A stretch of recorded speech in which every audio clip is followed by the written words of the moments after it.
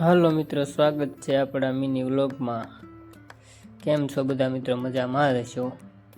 આજે આપણે ઘઉંનું હાર્વેસ્ટિંગ કરવાનું છે, તમે જોજો વિડીયો આખો બન્યા રહેજો।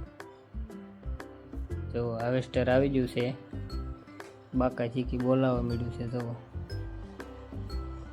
આ રીતે હાર્વેસ્ટર હાલે છે।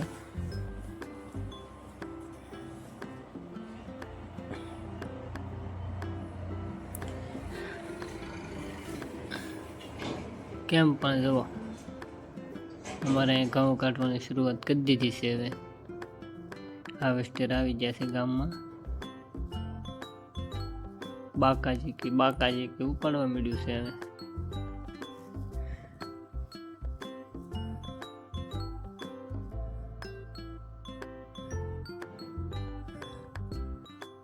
અને વાળવા ખોળવામાં બહુ ટાઈમ લાગી જાય, મોટું આવે કે નહીં એટલે।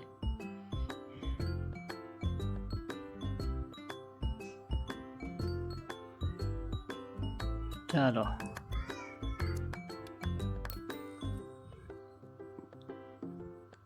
જો મિત્રો, આ રીતે એને ઘઉં નાખવાનું ખળું કરે છે। ઘઉં નાખવાના છે કે નહીં અહીંયા સાઈડમાં, એટલે ટાંકી ભરાઈ ગયેલી જ છે એને ઓલરેડી।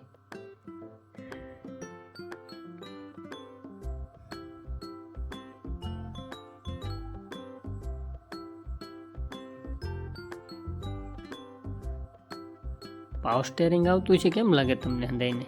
કોમેન્ટમાં કહેજો। પાવર સ્ટેરિંગ જ આવતું ને, નગર તો કેદી વળી રહી।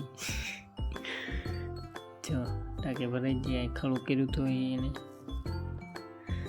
તો પણ કેમ પણ બંબો પડે।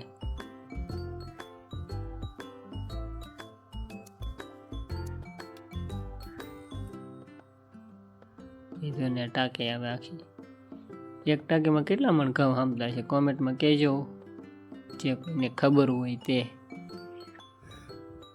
પંજાબના શીખડા છે જુઓ,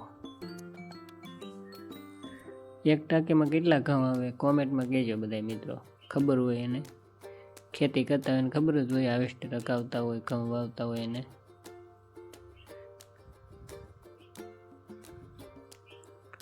ઘઉંનો ઉતારો સારો છે, ઘઉં પણ બહુ મસ્ત છે। જે કોઈને લેવા હોય તો કોમેન્ટ કરજો। વેચવાના જ છે, 600 રૂપિયા ભાવ છે। ધાર કરીને દેવાનું છે, ધારે કરવાની જ છે એની। એ ધાર કર્યા નથી, પૂતળિયાને એવું બધું હોય, સાફ કરવાના હોય। અમુક ટકા મોટું હાર્વેસ્ટર હાલે કે નહીં, એટલે ભેડ થઈ જાય ઘઉંની। ચાલ બંકા ઉપાડી લે, હાલો બાકાજી ઉપાડ્યું ભાઈ। મોટો જનાદો પણ કેમ લાગે તો આવતું કેટલા, જો આવો ઢીગલો છે આપણો મસ્ત મજાનો। આ શેઠ છે, ઉતારો જોવે છે, ઘઉં જોવે છે કેવા છે। હાર્વેસ્ટર કેટલાનું આવતું છે? આપણે લેવું છે, કેટલાનું આવશે છે કોમેન્ટ કરજો, આપણે લેવા જવાનું છે નવું। પછી આપણે તે પંજાબથી શીખડા ન બોલાવવો પડે, આપણે અહીંયા એક આગે રાખવાનું હોય। કલાકે 600 રૂપિયા લઈ આવડા, કલાક શું હશે, વીઘે 600 રૂપિયા લઈ, તો 5 વીઘા છે, સોરી ને 3500 રૂપિયા જેવું થાય આવડાનું ભાડું। કલાકે ન હાલે, તો એ હોલ ડ્રાઈવ નાખે।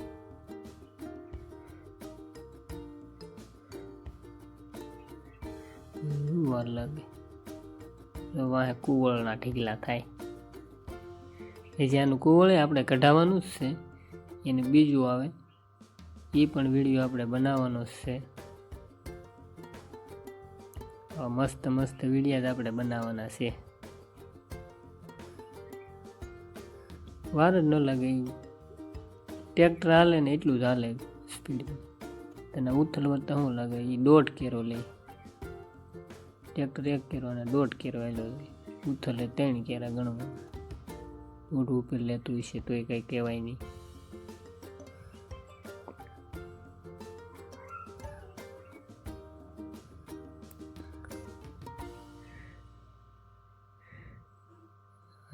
એમ ઢીગલો થાય. ચાલો આવી જાઓ. જો આ બીજી ટાંકી ખાલી કરવા આવી ગયું છે.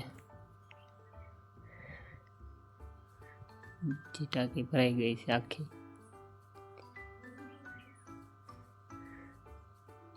એમાં ટાંકીમાં કેટલા મણ ઘઉં આવતા હશે કોમેન્ટમાં કહેજો.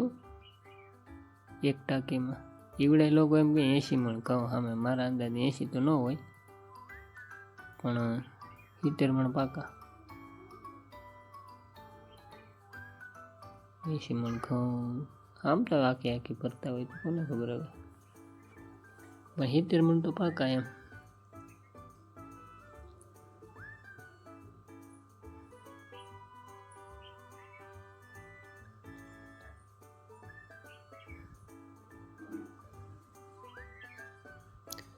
એમ પણ ઢેગલો થઈ જાય, મસ્તીનો ઢેગલો કરી દે, કાંઈ મગજ મારે નહીં.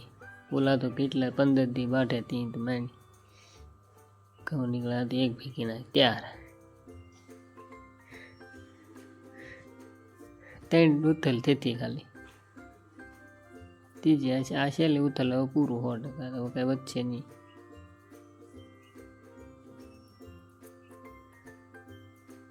બે ટાંકી ખાલી કરી ઉથલે ટાંકી ખાલી કરે. મારે હેડો લાંબો રહ્યો કે નહીં એટલે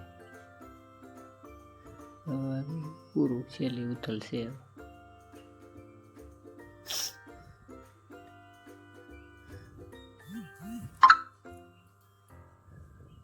શેટ પણ ઢેગલે રહી છે.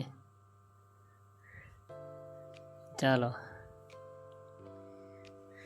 છેલ્લું કામકાજ પૂરું. મને આ પૂરું જ થઈ ગયું. જો હંધુ આવે છે ઘઉં લેવા જાય છે. છેલ્લે ટાંકી હતી. વિડીયો ગમ્યો હોય તો લાઈક શેર ને સબસ્ક્રાઈબ કરજો.